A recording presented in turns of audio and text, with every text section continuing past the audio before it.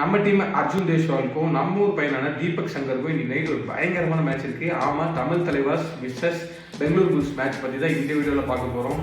நம்ம டீமோட அர்ஜுன் தேஷ்வால் வந்து கொஞ்சம் வெயிட் பண்ணுங்க. நம்மளோட சேனலை எல்லாரும் நல்லா சப்போர்ட் பண்ணி பார்த்துட்டு வரீங்க. நம்மளோட வீடியோஸை பார்க்கறது மட்டும்தான் இருக்கு. மற்றபடி லைக் அண்ட் சப்ஸ்கிரைப் பண்ண மறந்துடுறீங்க.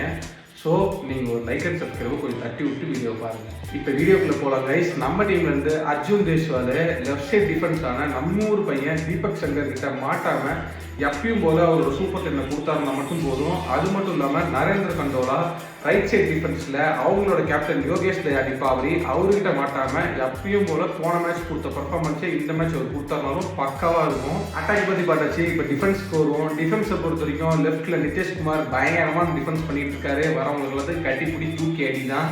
இப்போ ரைட் சைடில் இருக்க சுரேஷை தூக்கிட்டு சாகர் ரத்தை இன்னைக்கு ஆடுற மாதிரி தமிழ் தலைவர் அவங்களோட அனௌன்ஸ்மெண்ட்டில் போன டைம் சொல்லியிருந்தாங்க. சாகர் ரத்தை வந்தா அப்படின்னா அவரும் கட்டிப்பிடி தூக்கி அடியை பண்ணுவோம் அப்படின்னு சொல்லி நம்பப்படுது.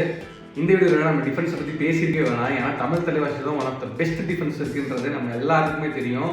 ஆனால் முக்கியமாக பேசக்கூடிய விஷயம்னு பார்த்தீங்கன்னா ஆர்சி ரமேஷ் அவங்க கோச் தான். ஐயோ சாரி கைஸ், பல தோஸ்தில் சொல்லிட்டேன். ஆர்சி ரமேஷ் இல்லை, பிசி ரமேஷ் தான்.